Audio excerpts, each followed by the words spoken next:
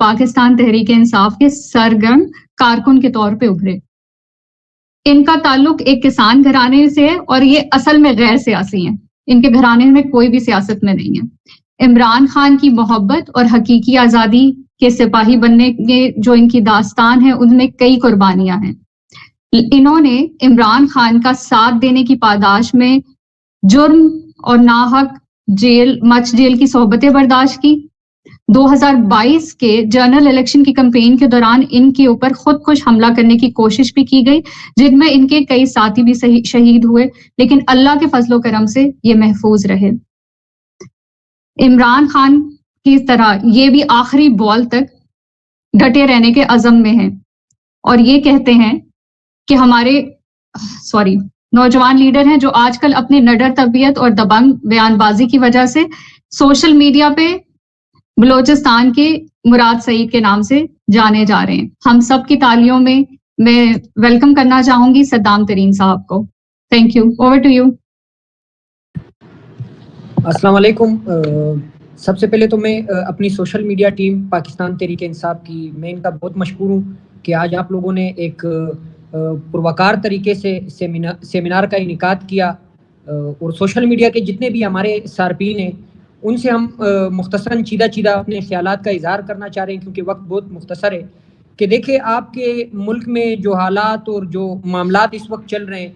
ان معاملات کو اگر آپ لوگ درست سمت میں لے جانا چاہتے ہیں، یقینی طور پہ 8 فروری کو ہماری قوم نے پورے ملک میں چاروں صوبوں میں گلگت تک بلکہ جو بھی جتنے بھی ووٹرز تھے انہوں نے اکثریتی رائے جو ہے وہ آپ کے قیدی نمبر 804 کو کاسٹ کی، لیکن بدقسمتی سے یہاں اس ملک میں رول آف لا جو ہے وہ تسلیم نہیں کیا جا رہا ہے۔ دوسری طرف ہم کوشش کر رہے ہیں کہ ہم ملک کے مختلف جو ادارے ہیں، سپریم کورٹ ہو، ہائی کورٹ ہو، الیکشن کمیشن ہو، ٹریبونل ہو، ہر جگہ پہ ہمارے کینڈیڈیٹس اپیل وہاں لے کر گئے ہیں، تو امید ہے کہ وہاں سے بھی بہتری ہمیں نظر آئے گی۔ لیکن جو موجودہ حالات ہے ہمیں کوئی بہتری کی امید ان سے نہیں رکھنی چاہیے، بلکہ ہمیں مشترکہ طور پہ ایک اتفاق اور احتیاط کے ساتھ ڈٹ کر میدان میں جس طرح مزاحمت اب تک ہم نے جاری رکھی ہوئی ہے اس سے اور بہتر مؤثر انداز میں بھی ہم کر سکتے ہیں۔ اب تک جو ہم نے کی ہے اس میں بھی کوئی شک نہیں ہے، بہترین زبردست مؤثر انداز میں جس طرح سوشل میڈیا کی ٹیمز نے ہماری آواز، پاکستان تحریک انصاف کی آواز، قیدی نمبر 804 کی آواز نیشنلی اور انٹرنیشنلی جس طرح مختلف سوشل میڈیا پلیٹ فارمز کے ذریعے آپ لوگوں نے دنیا تک پہنچائی ہے، تو وہ قابل ستائش ہے۔ ہمیں کوشش کرنی چاہیے کہ ہم اپنے لیڈر کے لیے کسی بھی قربانی سے دریغ نہ کریں۔ دیکھیں 28 سال اس جبر کے نظام سے نکلنے کے لیے، اس تسلط سے نکلنے کے لیے قربانیاں دی گئی ہے۔ ان 28 سالوں میں اگر ہم دیکھیں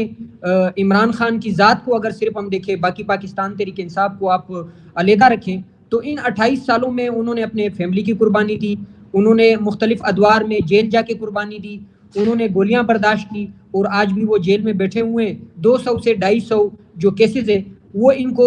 فیس کر رہے ہیں، بلکہ یہ کیسز ان پہ ہونے نہیں چاہیے تھے، یہ کیسز ان کے اوپر ہونے چاہیے تھے جس طرح ان کے اوپر حملہ کیا گیا۔ یہ حملے کا کیس بھی ایک عجیب ہی بھونڈا طریقہ ہے ان کا، جس طرح زلیخا کا کیس ہے، زلیخا کو جس طرح زبردستی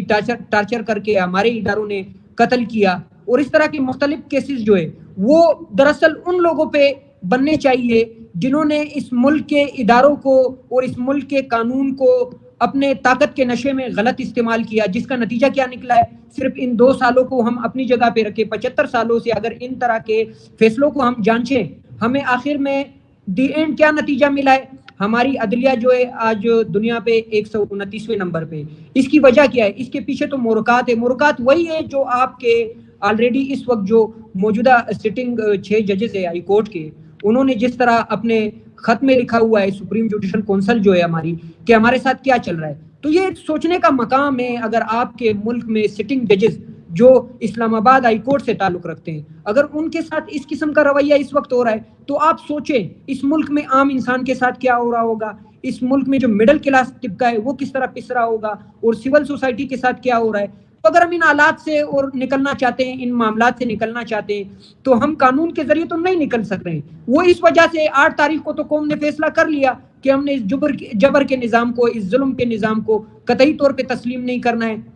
ہمیں باہر نکلنا ہوگا اور باہر نکلنے کے لیے ہمیں ایک دوسرے کا ساتھ دینا پڑے گا. میں سوشل میڈیا کے صارفین سے صرف ایک چھوٹی سی آخری التجا کرنا چاہ رہا ہوں, وقت بہت کم ہے, کہ پلیز آپ لوگوں کو آپس میں ڈیوائڈ کرنے کے لیے بہت سارے حربے استعمال ہو رہے ہیں اس وقت گراؤنڈ میں, کیونکہ انہوں نے ہر حربہ استعمال کیا, یہ پی ٹی آئی کو مکمل طور پہ کریش نہ کر سکے. انہوں نے فائرنگ کی, لیڈر کو اندر رکھا, انتخابی نشان چھینا, ہمارے جتنے کینڈیڈیٹس تھے انہیں نااہل کیا, انہیں الیکشن لڑنے نہیں دیا. جتنے ہمارے فرسٹ لائن کے وارئرز تھے, جس طرح مراد سعید ہے, قاسم خان سوری ہے, دیگر ایسے بہت سارے چہرے ہیں جو اس وقت گراؤنڈ پہ موجود نہیں ہیں, انہوں نے مجبور کیا, وہ گراؤنڈ سے نکل گئے. اگر آپ لوگ چاہتے ہیں کہ یہ معاملات بہتر ہو تو اتفاق اور احتیاط کے ساتھ دشمن کا جو یہ حربہ ہے اسے ناکام بنائیں, آپس میں اختلاف نہ کریں, بلکہ اپنے کاز کے لیے, اپنے لیڈر کے لیے اگر کسی نے کوئی غلط کام بھی کیا ہے تو ہم اسے برداشت کریں. میں زیادہ وقت نہیں لینا چاہتا, ایک دفعہ پھر سوشل میڈیا کی جتنی ٹیم ہے آپ لوگوں کو ہم سلام کرتے ہیں. آپ لوگوں کی محنت کی وجہ سے یہ جنگ اب تک جاری ہے اور یہ آواز انٹرنیشنلی چل رہی ہے. والسلام, بڑی مہربانی, تھینک یو.